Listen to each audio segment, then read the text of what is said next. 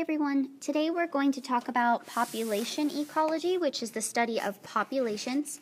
Now, when we study this, you're going to have to take notes on every slide. The best thing to do is when you see that I've changed the slide, go ahead and pause it on the YouTube video, copy down whatever you need, and then press play again when you're ready to listen to what I have to say about the slide. So don't listen and write at the same time or you're going to miss everything. Remember, you don't have to write purple, just black and red stuff. And when you come to green slides, those are review slides. You are responsible for reviewing them on your own today, and we will review them tomorrow as a class. So you do need to know what's going on those slides.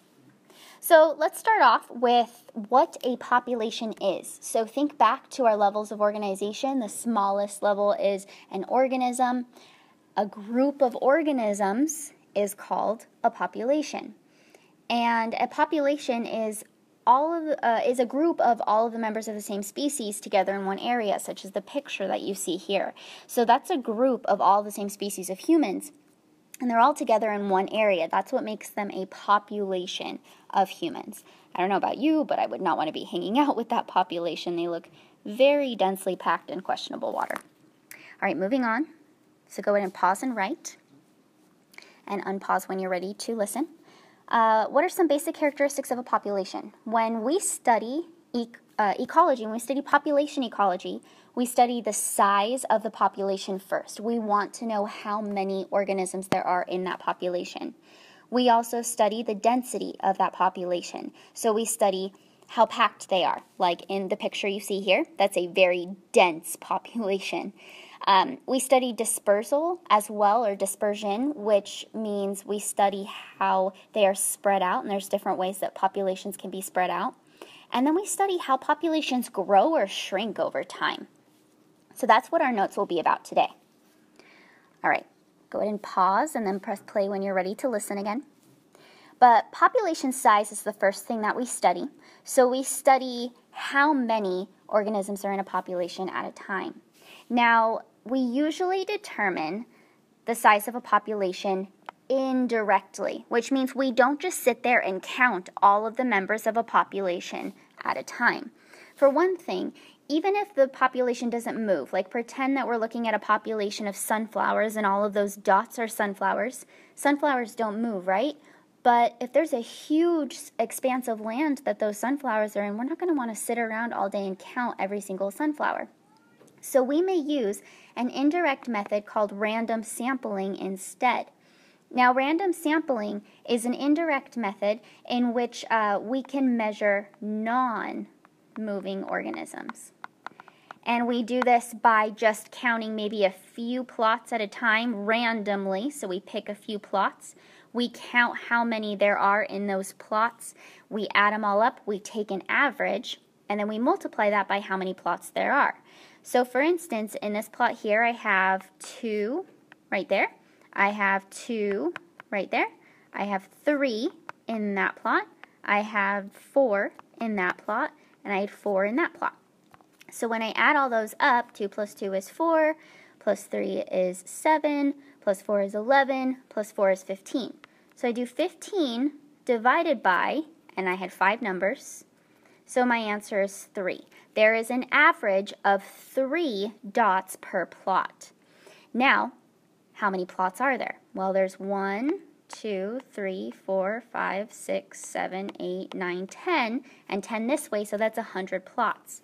So I would actually say that there's 3 times 100 sunflowers in this plot. So I would say that there's about 300 sunflowers here. And if I actually count the numbers, I think it's somewhere around 250. I don't remember. If you want to count them, go for it. But that gives us at least a somewhat accurate estimate of how many sunflowers there would be there. But what if the organisms are moving? Instead, we would need to use something called mark and recapture. So that's for moving species.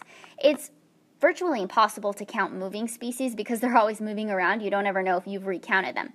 So we can do this technique called mark and recapture to count them.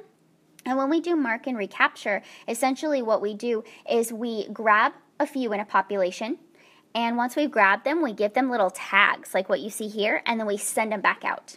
Then we capture another group, and we count how many of the ones that we captured in that instance had tags already. And there's a math formula that we can use, and actually I do have an extra credit assignment. So if you would like to do an extra credit assignment based on a mark and recapture lab, come see me. You can do the lab during tutoring, but some of you need help with your project grade, so that might be a good way to get some extra credit. Okay, so that was population size, just studying how many there are in a place. But next, let's study, let me move past all this. This is just explaining population size some more. Let's move on to population density. So go ahead and pause and write, and unpause when you're ready to listen. So population density is not just how many organisms there are in that population, but it's actually how crowded is that population. Now, we calculate population density with a fraction. So the size of the population, meaning the number that there are, over an area of space. Now, this might be in meters, it might be in kilometers, we might use miles in American units, but either way, whenever you're calculating population density, you're always calculating how many organisms there are in an area. So in this population, it's very, very dense. The telephone booth is a very small area of space, but there's a lot of people in there. So we can tell that it's a dense population. So if we look at this graph, we can actually see how Africa, the continent, has some very dense areas. Those are the darker red areas. Now, what do you notice about all of those areas? If you take a close look at them, you can actually see that each of those really dense red areas is surrounded by water. So it makes sense that human populations densely pack themselves around water because it's a major resource. And then areas like in North Africa here, that's a huge desert, and it's very inhospitable to life, so it makes sense that it's not densely packed. There's very few organisms living in that desert area for how big it is. Here's another example. The dark blues are the very dense areas of the United States, and we can see that those are much more densely packed towards the coasts, both around California, Portland, Oregon, and Washington, as well as all along the East Coast. Now, the next thing we study is dispersion or range. You do need to draw each of the pictures that I have down here. You don't need to make them exact, but when it gets to the regular pattern, make sure that you draw all of your dots pretty evenly spaced out. For random, just poke a whole bunch of dots everywhere. And for clumped, make sure that you actually show clumps of dots together. So dispersion is how the individuals in a population are spread out. Sometimes we refer to this as range, and this is actually how it's going to be referred to on your test. But we use dispersion to understand the way that populations are spread out. So we know how big they are from size, we know how packed they are from density, but we know exactly how they're spread out because of dispersion or range. So we'll be talking about this slide tomorrow, but we can see that clumped populations may be clumped because of family relationships. Even or regular populations typically end up being regularly spaced out because it's easiest to share resources that way. And random populations usually form because maybe the wind just took those seeds to that area and they really didn't have a choice in where they lived. There are other reasons why populations might be spread out like this, but we can use dispersion patterns to explain some behaviors of populations. Okay, so now what I want you to do is I want you to pause the slide, read the questions, and highlight the answers to these questions in the notes you've already taken so that tomorrow when I have you review with your groups and when we do calling cards, you know exactly what you need to know to be called on. And then move on or unpause it when you're ready to move on. So now we're going to talk about what factors actually contribute to changing a population over time. So it is important that you write this question down because the next 4 things we talk about will actually be the way that populations change over time. Now, don't write what I'm going to write down next, but I want to remind you that there were 3 things that we study about populations before we talk about how they change. We study how many there are, and that's called, think about it, it's called population size. When we study how densely packed they are, what do we call that? It's called density. And we study how they're spread out as well. What do we call that? It's range, okay? But we can also study not just these things about populations, because that's what we can see at one time, but we can also study how they change. Okay, so make sure you pause and write, and then unpause when you're ready to move on. So one of the ways that we can study population change is by studying the birth rate of a population. The birth rate is how many births there are per organism in that population. So births can happen at a high rate or they can happen at a low rate. There are certain species that have a very high birth rate, like sea turtles. They have tons of babies. Or like spiders, they lay tons of eggs. But then we have species that have small birth rates, or they give birth to few organisms throughout their lives, such as humans, or elephants, or even big animals like jaguars. They typically only have a few cubs in their lifetime. So birth rate will help a population to grow or to get bigger. When organisms are born, it leads the population to growth. Now, if there's a high birth rate, if the organisms are like rabbits, rabbits have a high birth rate. They have lots of little baby rabbits, and they have them really fast and really often. So it leads to the population growing rapidly or fast. But some populations have a small birth rate, which leads to slower growth. So typically humans in certain countries like America and a lot of European countries actually, when those parents only have 1 to 2 kids per family, the populations in those countries grow slower.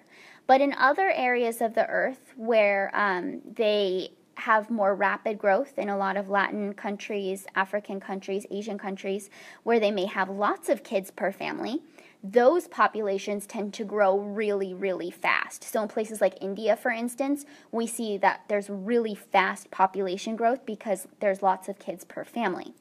And in Italy, we actually see slow growth because there's very few kids per family being born. Okay, next slide.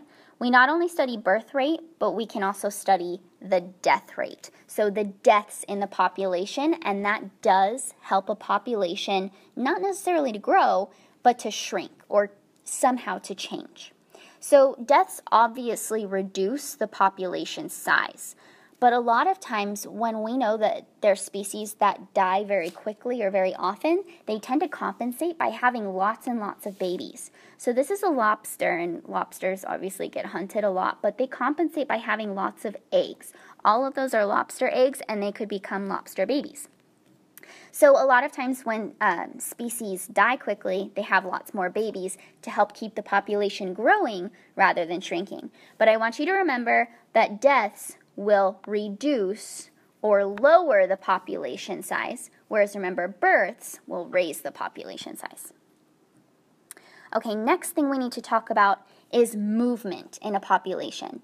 So births, if you remember, births will raise a population, deaths will lower it, but different types of movement in or out of a population can also change it. So one way that movement can happen is through immigration. So immigration, you can think of the I for in. Immigration is the movement of individuals into an area. So this picture right here shows immigration. We've got some sort of bird moving into a new population here. And this obviously would cause this new population to grow because we're adding organisms. Emigration, you can think of the E for exit. So emigration means individuals move out of an area. So this picture here shows emigration. This bird left their population, meaning that it decreased. Okay. So just to recap, we talked about 4 ways that populations can change. Those were on the 4 last slides, actually. I'll give you a hint here. One starts with B, one starts with D, one starts with I, one starts with E. Tell me what each of those are and describe what they do to the population. Do they raise that population or do they lower that population? So go ahead and review those. Okay, moving on. Next, we need to talk about the growth rate. So the rate of growth that a species has. Now, growth rate is calculated by how many births there are, how many deaths there are, and how much immigration there is. The growth rate is the change of the population in a certain amount of time. So maybe we're looking at a month or something like that. If we're looking at the growth rate during March, we would calculate how many births we see in March, minus how many deaths we see in March, plus how many entering or immigrating individuals we have, and minus how many we have that leave. Now notice, births are positive numbers because they add to the population, but we subtract death. Why do you think we subtract death? Well, it's because it's lowering the population. We add immigrants because they're entering, but we subtract emigrants because they're leaving. And we usually divide this all by the original population size so we know how much growth happened. Okay, I don't think we're really going to go over survivorship curves, but there are different ways that different populations survive over time. There are some populations like humans where there's a lot of us born and we take a very long time to die. There are some populations where there's a lot born, but not a lot of them will even grow to adulthood. And then there's some populations where there may be a lot born, but they steadily decrease in population size as they go through. So the next thing that you guys need to take notes on is how populations grow. So there's two ways that populations grow. They grow exponentially, so I want you to make sure you know how to say that word, exponentially, but they can also grow logistically as well. And so there's two shapes to these graphs. There's two ways that populations grow, and you need to know both. But before we do that, I just want to make sure that you all remember, because we've talked about a lot so far. We've talked about a lot of things. Let's recap everything we've talked about. We talked about some characteristics of a population.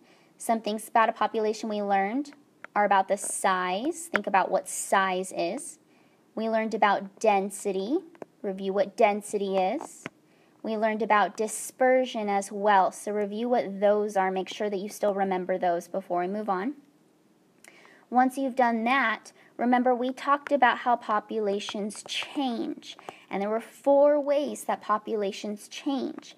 They change by organisms being born, by organisms dying, by organisms immigrating, and by organisms emigrating.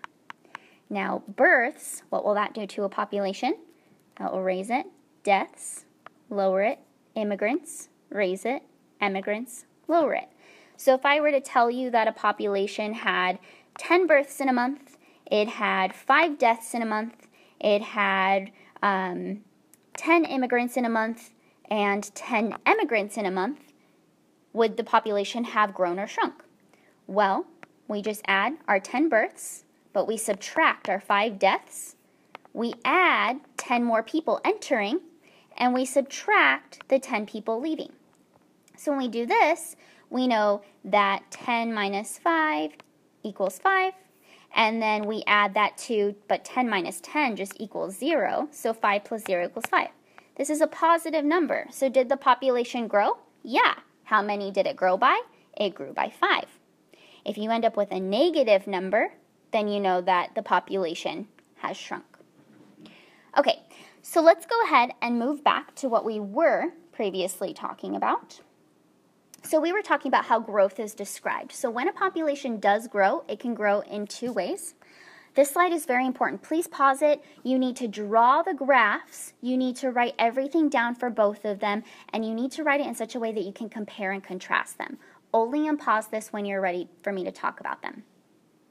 So we have exponential growth. And exponential growth is growth that goes on very fast and consistently because the population has not yet reached something called carrying capacity. Sorry for the bell. So it hasn't reached carrying capacity yet, which means it hasn't reached the highest point that it can reach. Now, in order to keep growing like this, growing really, really fast, you need unlimited resources. Now, this is the way that the exponential curve is always shaped. It's always shaped like a J. So if you ever see a J-shaped curve, what kind of graph are you going to think of? Probably an exponential graph. And it's because the population hasn't stopped growing yet. It grows really, really fast, but it needs unlimited resources. Now, logistic growth is the other kind of growth, and this is actually the growth that humans are in right now.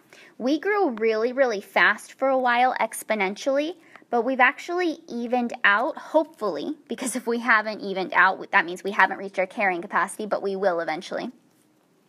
And logistic growth is it's an S-shaped curve. So it's an S-shaped curve, so it kind of looks like an S, and that will help you remember it's logistic growth. But this population has reached carrying capacity. So the population stops growing. Now, I misspoke when I said that this was human growth. This is what will happen to humans eventually. We're actually, I think, still in exponential growth, so I apologize that I misspoke before.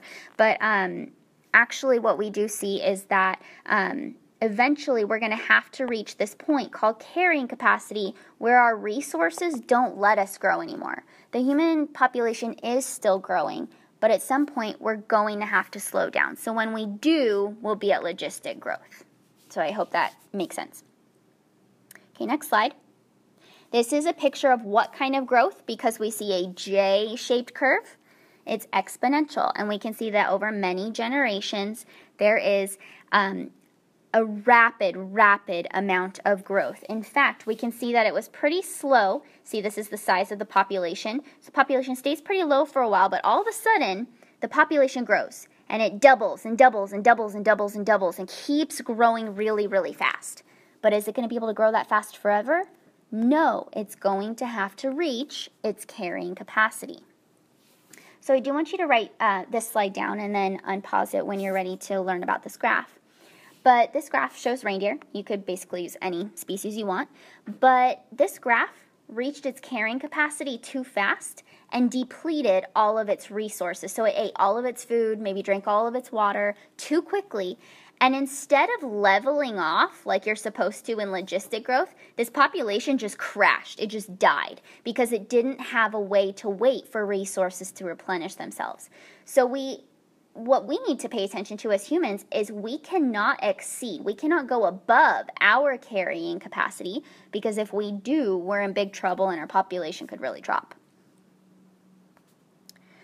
All right, so what's this a picture of? We see a J-shaped curve, but we do see a slowing, and we see that the growth has eventually leveled off. We see that the growth has eventually leveled off. That means we are looking at logistic growth. So this picture here shows logistic growth. Now, this smooth line is actually unrealistic. It's usually a little bit more up and down through the carrying capacity.